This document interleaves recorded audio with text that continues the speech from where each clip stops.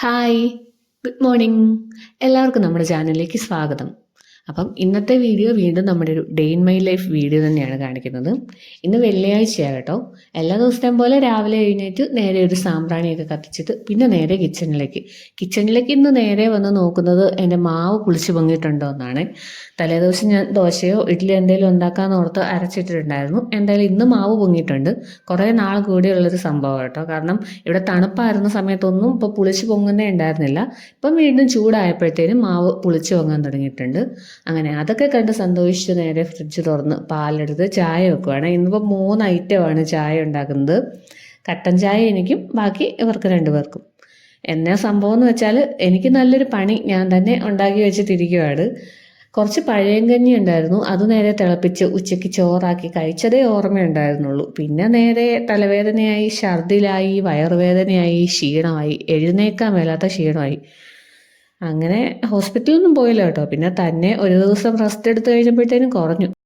അങ്ങനെ വയ്യാഴികയുടെ പിറ്റേ ദിവസമാണിത്. ഞാൻ ഓക്കെ ആയി വരുന്നതേ ഉള്ളൂ. എന്നാലും നമുക്ക് രാവിലെ ചെയ്യേണ്ട കാര്യങ്ങൾ ചെയ്യാതിരിക്കാൻ പറ്റത്തില്ലല്ലോ. സ്കൂളിലും ഓഫീസിലൊക്കെ പോകേണ്ടവരെ പറഞ്ഞു വിടണമല്ലോ. അപ്പം അന്ന് നമ്മൾ ദോശയ്ക്ക് ഒരു ചമ്മന്തി ഉണ്ടാക്കാമെന്ന് ഓർത്ത് തേങ്ങ പൊട്ടിക്കാൻ തുടങ്ങുവാണ്. തേങ്ങ പൊട്ടിച്ചതും ഒന്നും ഇരിപ്പില്ലായിരുന്നു. അല്ലെന്നുണ്ടെങ്കിൽ ഞാൻ എല്ലാം തലേദിവസം ചെയ്ത് റെഡിയാക്കി വെച്ചിട്ട് കിടക്കുന്നതാണ്. ഇന്നലെ എനിക്ക് അത്രയ്ക്കും വയ്യാത്ത അവസ്ഥയായിരുന്നു. ഇന്നലെ ആദ്യക്കുട്ടനെ സ്കൂളിലൊന്നും വിട്ടില്ല. ഞാൻ വയ്യാത്തത് കൊണ്ട് ഉച്ചയ്ക്ക് പിന്നെ വിളിക്കാൻ പോകാനും ഒന്നും പറ്റത്തില്ല. പിന്നെ രാവിലെ ഇവർക്കൊന്നും ഉണ്ടാക്കാനോ ഏക്കാൻ പോലും ഇന്നലെ വയ്യായിരുന്നു. അതുകൊണ്ട് ഇന്നലെ അങ്ങനെ പോയി. ഇന്നിപ്പം സ്കൂളിൽ വിടാൻ തുടങ്ങുവാണ്. അപ്പം രാവിലെ ദോശയ്ക്ക് ചമ്മന്തി അരയ്ക്കാൻ വേണ്ടിയിട്ടാണ് തേങ്ങ അരിയുന്നത്. അപ്പം അരിഞ്ഞുകൊണ്ടിരുന്നപ്പോഴത്തേനും അവൻ എഴുന്നേറ്റിട്ടുണ്ട്.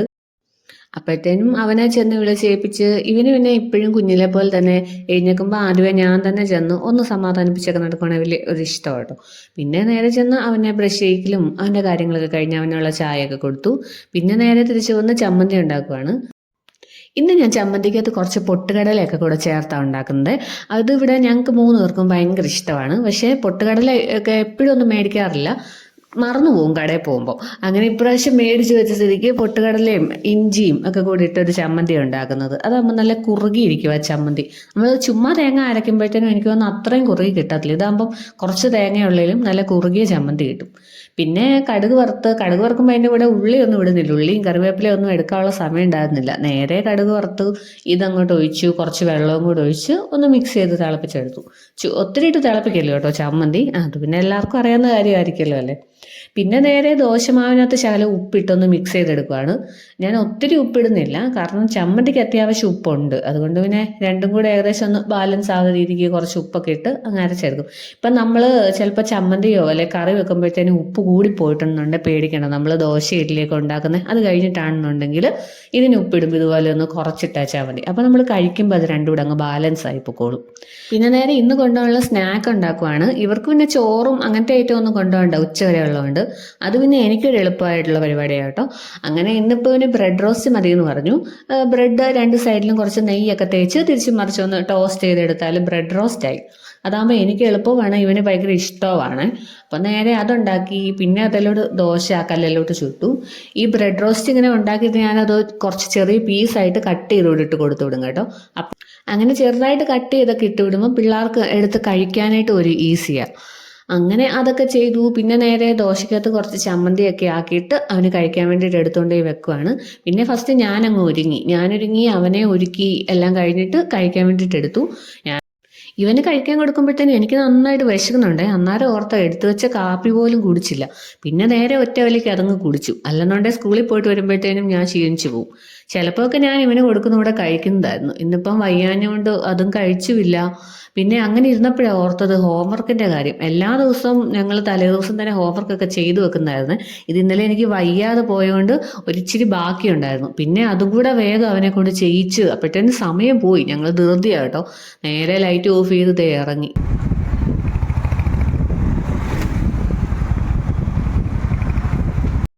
അങ്ങനെ ആദ്യക്കുട്ട സ്കൂളിൽ പോയി. ഞാൻ പാല് മേടിച്ചിട്ട് വരാം. ആ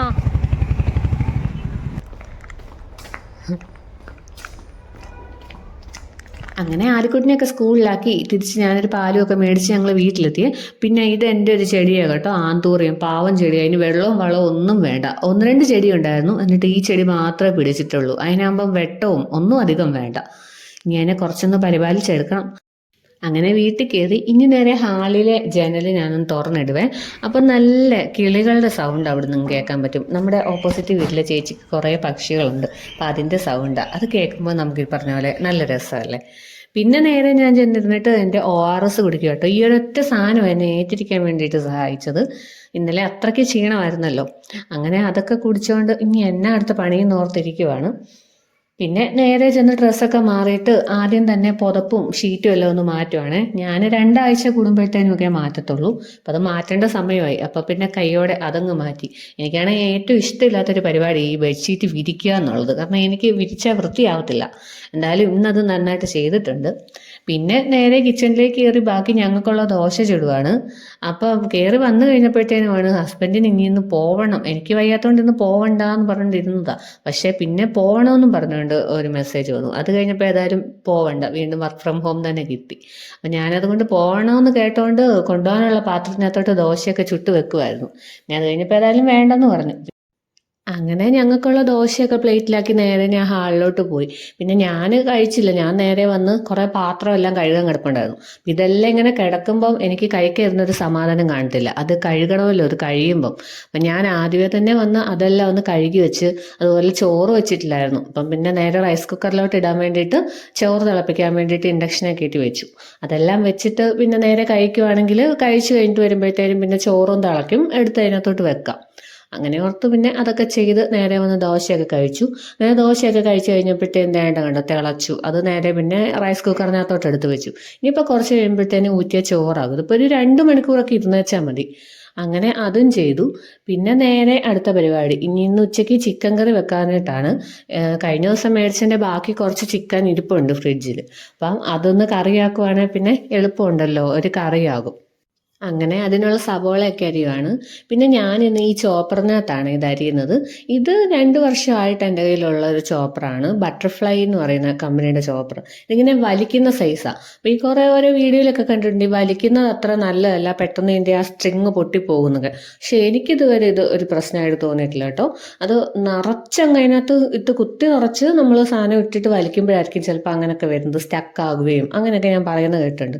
പക്ഷേ ഞാനിതിനകത്ത് ഒത്തിരി ഇടത്തില്ല, ഒരു പകുതി ഇട്ടിട്ട് ചെയ്യുമ്പോഴത്തേനും കണ്ടോ അത് നമ്മൾ അരിഞ്ഞു വരുമ്പോഴത്തേനും നിറയും. അങ്ങനെ അത് കുഞ്ഞു കുഞ്ഞായിട്ട് അരിഞ്ഞു കിട്ടും. പിന്നെ എനിക്കാണെങ്കിൽ സവോള അതിൻ്റെ തൊലി പൊളിക്കുമ്പോൾ തന്നെ കണ്ണ് നീറും. അപ്പം ഇതിങ്ങനെ കുനുകുനാ നമ്മൾ അരിഞ്ഞെടുക്കുമ്പോഴത്തേനും കണ്ണെല്ലാം നിറഞ്ഞ് മൂക്കെല്ലാം നിറഞ്ഞ് പിന്നെ ജലദോഷം പോലെ ആയിപ്പോവും. അപ്പം ഇതിനകത്താണേലും ഞാൻ ചെറിയ പീസായിട്ടാണ് കട്ട് ചെയ്തിട്ടത്. അപ്പോഴും എൻ്റെ കണ്ണ് ഭയങ്കരമായിട്ട് നിറഞ്ഞൊഴുകുന്നുണ്ട്. എന്നാലും ഇതാ അതിനെക്കാട്ടിലും ഭേദം. പെട്ടെന്ന് കാര്യവും നടക്കും, എന്നിട്ട് നമുക്ക് അത്രയ്ക്കും കണ്ണുനീരിൽ വരത്തുമില്ല. അങ്ങനെ അതെല്ലാം നല്ല അടിപൊളിയായിട്ട് ചോപ്പ് ചെയ്തെടുത്തിട്ടുണ്ട്. ഇനി ഈ പാത്രത്തിലേക്ക് ഞാൻ ചിക്കൻ കറി വെക്കാൻ പോകുന്നത്. അതിന് വേണ്ടിയിട്ട് ഞാൻ കുറച്ച് മുളക്, മല്ലി, മഞ്ഞൾ, സാധാരണ എല്ലാവരും ഇടുന്നല്ലേ മസാലയൊക്കെ, പിന്നെ ഒരു കഷ്ണം ഏലക്കായ, പിന്നെ കുറച്ച് ജീരകമില്ലേ, പെരുംജീരകം, പിന്നെ ഒരു കറുവാപ്പട്ട, ഇത്ര സാധനം കൂടി ഇട്ടിട്ട് നന്നായിട്ടൊന്ന് വറുത്തെടുക്കും. കരിയാതൊന്ന് വറുത്തെടുക്കും. അങ്ങനെ തീ നിർത്തി കഴിയുമ്പോഴത്തേനും കുറച്ച് ചിക്കൻ മസാലയും കൂടെ അതിനകത്തോട്ടിടും. പിന്നെ ഇത് തണുത്ത് കഴിയുമ്പോഴത്തേനും ഒരു തക്കാളി അരിഞ്ഞതും അതുപോലെ ഈ മസാലയും കൂടെ ഒരു മിക്സി ജാറിലിട്ട് നന്നായിട്ടൊന്ന് അരച്ചെടുക്കുവേ. പിന്നെ നമ്മുടെ സവോള ഒന്ന് വഴന്ന് വരുമ്പോഴത്തേനും ഇതിനകത്തോട്ട് ചേർത്താൽ മതി. അപ്പം ആ നേരം കൊണ്ട് ഞാൻ ചിക്കൻ എടുത്ത് വെളിയിൽ വെച്ചിട്ടുണ്ടായിരുന്നു തണുപ്പ് മാറാൻ വേണ്ടി. പക്ഷെ അതിൻ്റെ ഐസ് മൊത്തം ഒന്നും മാറിയിട്ടില്ല. അതുകൊണ്ട് ഞാൻ അതുപടി അങ്ങോട്ട് ഇട്ട്, ഇനിയിപ്പോൾ സമയമില്ല നോക്കിയിരിക്കാൻ. അല്ലെന്നുണ്ടെങ്കിൽ ഞാൻ ഈ ഐസ് മാറിയ ചിക്കൻ ആണെങ്കിൽ അതിനകത്ത് കുറച്ച് മുളകും ഒക്കെ ഇട്ടിട്ടാണ് ഒന്ന് വേവിക്കാൻ വെക്കുന്നത് കുക്കറിൽ. എന്നിട്ട് ഞാനൊന്ന് ഫ്രൈ ചെയ്യും. സാധാരണ ഞാൻ അങ്ങനെയായിരുന്നു കറി വെക്കുന്നത്. ഇന്നിപ്പം ഫ്രൈ ഒന്നും ചെയ്യുന്നില്ല. അതുകൊണ്ട് കറി അഴുക്കാകുമെന്നാണ് ഓർത്ത. പക്ഷേ ഇന്ന് കറി നല്ല അടിപൊളിയായിട്ട് കിട്ടിയായിരുന്നു കേട്ടോ. അപ്പം അങ്ങനെ അതിനകത്ത് ഇന്ന് പ്രത്യേകിച്ചൊന്നും ഇട്ടില്ല. ചിക്കൻ നേരെ ഒന്ന് വേവാൻ വേണ്ടി ഒരു 2 വിസിലടിക്കും. അങ്ങനെ കുക്കറിൽ കയറ്റി വെച്ചു.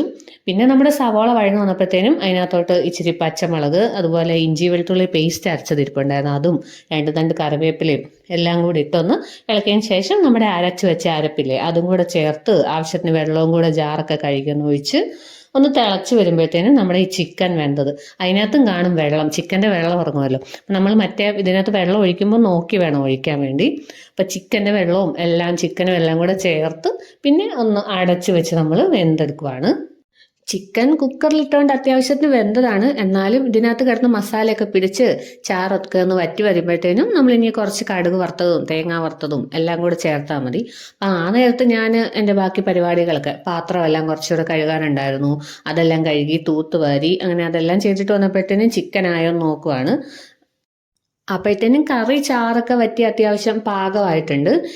ഇതിനിടെ ഞാൻ കുറച്ച് തേങ്ങ കൊത്തി അതുപോലെ തന്നെ കൊച്ചുള്ളി അരിഞ്ഞതും അങ്ങനെ കടുക് വറുക്കാൻ വേണ്ട സാധനമെല്ലാം എടുത്തു വെച്ചിട്ടുണ്ടായിരുന്നു. അപ്പം നേരെ വന്നൊരു ചട്ടിയിലോട്ട് എണ്ണ ഒഴിച്ച് കടുക് വറുത്ത് എടുത്ത് വെച്ച എല്ലാം കൂടെ ഒന്ന് ചേർത്ത് നേരെ ഇട്ടാൽ നമ്മുടെ കറി റെഡി ആയിട്ടുണ്ട് കേട്ടോ. അപ്പോഴത്തേനും സ്കൂളിൽ പോകാൻ നേരെ മോനെ വിളിക്കാനായിട്ട്. അപ്പം ഞാൻ പോയെന്ന് റെഡിയായി. അപ്പം ചോറൂടെ ഒന്ന് ഊറ്റി വെച്ചിട്ട് പോകാമെന്ന് ഓർത്തത്. അതാകുമ്പോൾ വരുമ്പോഴേ പിന്നെ എടുത്ത് ചോറ് കൊടുക്കാമല്ലോ. അങ്ങനെ ഞങ്ങൾ സ്കൂളിൽ പോയിട്ട് തിരിച്ച് വീട്ടിലെത്തിയിട്ടുണ്ട്. ഇന്നിപ്പം വന്ന വഴിക്ക് ഫ്രൂട്ട്സ് കടയിൽ കയറി കുറച്ച് ഓറഞ്ച് മുന്തിരിയൊക്കെ മേടിച്ചിട്ടുണ്ടായിരുന്നേ. ഇവനാണെങ്കിൽ ഏറ്റവും ഇഷ്ടം ഓറഞ്ചാണ്, വേറൊന്നും അത്ര വലിയ താല്പര്യമില്ല. അപ്പോൾ അവന് ചോറ് വേണ്ട, ആദ്യമേ ഓറഞ്ച് മതി എന്ന് പറഞ്ഞു. അപ്പോൾ പിന്നെ ഞാനും അവനും കൂടെ കുറച്ച് ഓറഞ്ചൊക്കെ കഴിക്കുക. പക്ഷേ ഓറഞ്ച് ഭയങ്കര പുളിയായിരുന്നു. അങ്ങനെ കുറച്ച് കഴിച്ച് ടി വിയിൽ ഓരോന്നൊക്കെ കണ്ട് സ്കൂളിലെ കാര്യമൊക്കെ പറഞ്ഞുകൊണ്ട് ഇങ്ങനെ ഇരിക്കുക. അങ്ങനെ കുറച്ച് കഴിച്ചപ്പോഴത്തേനും അത് മതി, പുളി കാരണം ഞങ്ങൾക്ക് രണ്ടുപേർക്കും മതി. എന്നാൽ ചോറുണ്ടാക്കാമെന്ന് ഓർത്ത് ഞാൻ ചോറ് വിളമ്പാൻ വേണ്ടിയിട്ട് പോയി. ഇന്ന് ചിക്കൻ കറിയും അതുപോലെ മോര് കാച്ചിയതും പപ്പടവുമാണ് ഞാൻ ഉദ്ദേശിച്ചത്. പക്ഷേ ഇവിടെ ഹസ്ബൻഡിനും അതുപോലെ ആദ്യക്കുട്ടനും ഒന്നും തന്നെ മോര് കാച്ചിയാൽ ഇഷ്ടമില്ല, തൈര് കൂട്ടാനാണ് ഇഷ്ടം. അപ്പം എനിക്ക് എളുപ്പമുണ്ട്, ഇവർക്കതാ ഇഷ്ടവും. അതുകൊണ്ട് പിന്നെ നേരെ കാച്ചാനൊന്നും നിന്നില്ല. പിന്നെ അതേ ഞങ്ങൾക്കുള്ള ചോറൊക്കെ എടുത്തു. പിന്നെ ആദ്യക്കുട്ടന് ചോറ് വേണ്ട, ബ്രെഡും ചിക്കൻ കറിയും മതിയെന്ന് പറഞ്ഞു. അങ്ങനെ അവൻ അതൊക്കെ കൊടുത്ത് അവൻ്റെ കൂടെ ഞാനും ഇരിക്കുവാണ്. അങ്ങനെ ഞങ്ങൾ ടി വി ഒക്കെ കണ്ട് ചോറിനുമാണ്. ടി വി കാർട്ടൂണാണ് വെച്ചേക്കുന്നത്, എന്നാലും അവൻ്റെ കൂടെ ഒരു രസത്തിന് ഇരിക്കുവാ ഞാനും. അങ്ങനെ ഫുഡൊക്കെ കഴിച്ചു കഴിഞ്ഞ് പാത്രമൊക്കെ ഞാൻ കഴുകിക്കൊണ്ടിരിക്കുക. അപ്പോഴത്തേനും ആദ്യക്കുട്ടൻ എൻ്റെ അടുത്ത് വന്ന് അവന് ഉച്ചയ്ക്ക് കിടക്കാൻ കഴിയത്തില്ല, അതിനുള്ള സോപ്പിടിയിലാണ്. അപ്പം മോൻ കിടന്നാലും ഇല്ലല്ലോ അമ്മ കിടക്കും, അമ്മയ്ക്ക് തീരെ വയ്യെന്ന് പറഞ്ഞ് ഞാൻ നിൽക്കുവാണ്. അങ്ങനെ ഞാൻ നേരെ പോയി കിടന്നുറങ്ങി കേട്ടോ. അങ്ങനെ ഉറങ്ങി കഴിഞ്ഞിട്ട് സമയം ഇപ്പോൾ ഒരു 4:30 5 ആയിട്ടുണ്ട്. നേരെ എല്ലാവർക്കും കട്ടൻ ചായയും കാപ്പിയും എല്ലാം ഇട്ടിട്ടുണ്ട്. ഇനി ഇതിൻ്റെ കൂടെ കഴിക്കാൻ വേണ്ടി ബ്രെഡും ജാമുമാണ്. അങ്ങനെ നേരെ ബ്രെഡും ജാമും ചായയൊക്കെ കഴിച്ചു. അപ്പോൾ ഇന്നത്തെ വീഡിയോ ഞാൻ ഇവിടെ കൊണ്ട് നിർത്തുവാണ്. വീഡിയോയിൽ എന്തെങ്കിലുമൊക്കെ മിസ്റ്റേക്കൊക്കെ ഉണ്ടെങ്കിൽ നിങ്ങൾ കമൻ്റായിട്ടൊക്കെ ഇടണം കേട്ടോ. അതോടൊപ്പം വീഡിയോ ഇഷ്ടപ്പെടുവാണെങ്കിൽ എല്ലാവരും എൻ്റെ ചാനലൊന്ന് സബ്സ്ക്രൈബ് അതുപോലെ ലൈക്കും ചെയ്യണേ. അപ്പം അത്രയേ ഉള്ളൂ, ബൈ.